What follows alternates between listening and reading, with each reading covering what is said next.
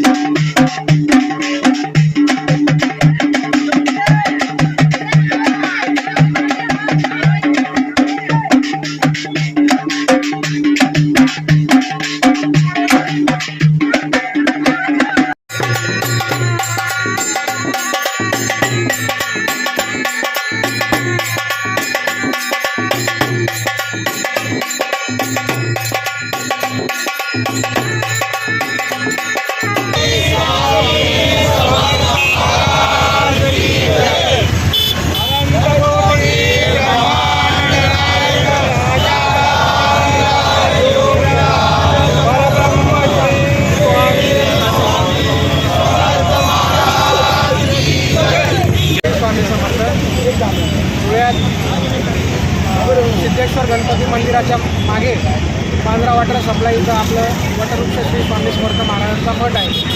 दरवर्षाप्रमाणे याही वर्षी महाराजांचा प्रकट दिन उत्साहात साजरा केलेला आहे।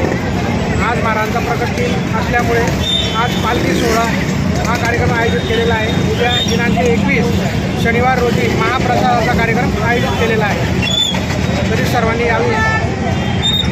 पालखीचा मार्ग स्वामी समर्थ वटवृक्ष स्वामी समर्थ मंदिरापासून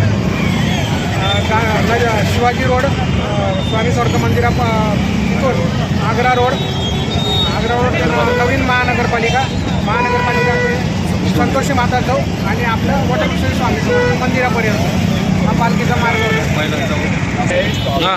या पालखीमध्ये आमच्या वटवृक्ष श्री स्वामी समर्थ मंदिरातील बंधू भगिनी सर्व मोठ्या संख्येने उपस्थित आहे व दरवर्षाप्रमाणे याही वर्षी हा पालखीचा उत्साह फार जोरात वाढत चाललेला आहे। तसंच यापुढे फार मोठ्या संख्येने उपस्थित राहतील लोक आणि स्वामी समर्थाच्या मार्गाला लागतील अशी आम्ही सर्वांना विनंती करतो आणि महाराजांचा जयघोष करतो। श्री स्वामी समर्थ।